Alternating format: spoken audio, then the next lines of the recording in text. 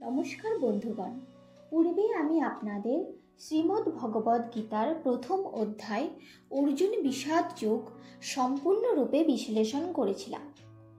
তার শেষ শ্লোক বিশ্লেষণ করতে গিয়ে আমি বলেছিলাম যে অর্জুন বলছেন দুর্যোধন যদি তাকে হত্যাও করে তাহলেও তার কল্যাণ হবে, তবুও তিনি রাজ্য সুখের জন্য, রাজ্য ভোগ করার জন্য তাদেরকে হত্যা করতে পারবেন না, তাদের সাথে যুদ্ধ করতে পারবেন না। তার অপেক্ষা মরণই তার কাছে প্রিয়তর। শেষ শ্লোকে সঞ্জয় বলেছিলেন যে এইভাবে অর্জুন নিজের ধনু পরিত্যাগ করে শোকাকুল চিত্তে রথে চেপে চলে গিয়েছিলেন। তো দ্বিতীয় অধ্যায় সাংখ্যযোগ শুরু হচ্ছে আজ। সেখানে সঞ্জয় বলছেন, শুনুন কি বলছেন। সঞ্জয় উবাচ তং তথা কৃপয়া বিষ্টম শ্রুপূর্ণা কুলেক্ষণম বিসিদন্তমিদং বাক্যম উবাচ মধুসূদন। সঞ্জয় বলিলেন, অর্জুন পূর্ব অধ্যায়ে উক্ত প্রকারে দয়াদ্র হইয়া শোক করিতে করিতে অশ্রুপূর্ণ হওয়ায় তাহার চক্ষুদয় দর্শনে অসমর্থ হইল। তখন শ্রীকৃষ্ণ তাহাকে এই কথা বলিলেন। এরপর আমাদের শ্রীকৃষ্ণ, শ্রী ভগবান পরমাত্মা অর্জুনকে কি বলছেন, কি বাণী দিচ্ছেন, সেটাই আমরা আজ শুনব। শ্রী ভগবানুবাচ কুতস্তা কস্মলমেদং বিষমে সৌমুপস্থিতং অনার্য জুষ্টম স্বর্গম কীর্তিকরম অর্জুন।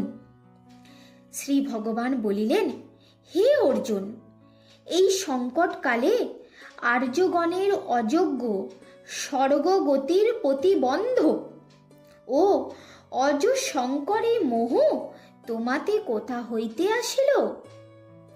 ক্লৈবং মাস্ম গম পার্থ নৈতৎ তজ্জুপ পদ্মতে ক্ষুদ্রং হৃদয় দৌবল্যং ত্যক্ত তিষ্ঠ পরন্তপ। হে অর্জুন, ক্লীব ভাব মানে কাতরতা আশ্রয় করিও না, এই কাপুরুষতা তোমার শোভা পায় না। হে শত্রুতাপন, হৃদয়ের এই তুচ্ছ দুর্বলতা ত্যাগ করিয়া যুদ্ধক্ষেত্রে উত্থিত হও। তাহলে ভগবান এখানে অর্জুনকে বলছেন এই মোহ পরিত্যাগ করতে। তখন অর্জুন কি বলছেন শুনুন। অর্জুন উবাচ কথং ভীষ্ম মোহং শঙ্খে দ্রোণঞ্চ মধুসূদন ই শুভি প্রতিযোৎসাভি পূজার হাব বরিসুধন।